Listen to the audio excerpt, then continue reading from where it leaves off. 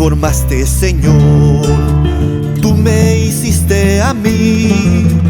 Escudriñaste todo mi andar y mi palabra también, Señor. Escudriñaste todo mi andar y mi palabra también.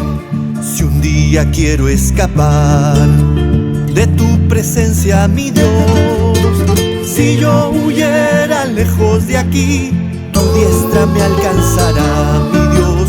Si yo huyera lejos de aquí, tu diestra me alcanzará.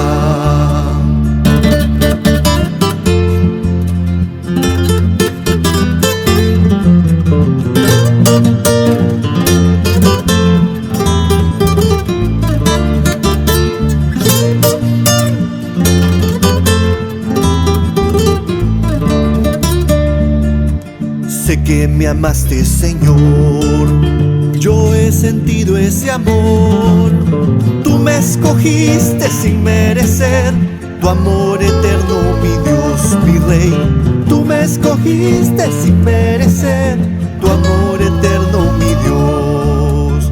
Tanto que llegué a creer que con solo mi clamor sanarías a quien tanto amé, volviéndole vida a mi corazón. Sanarías a quien tanto amé, volviéndole vida a mi corazón.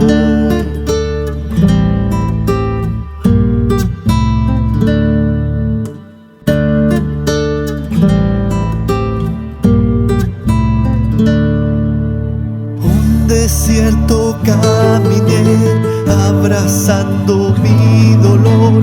El sol se oscureció y no pude ver su luz.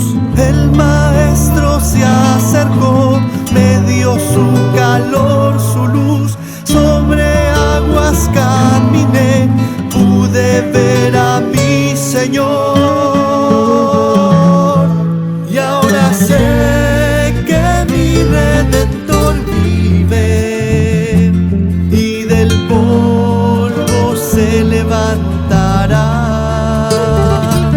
Y aunque deshecha esté mi piel, en mi carne yo veré a Dios.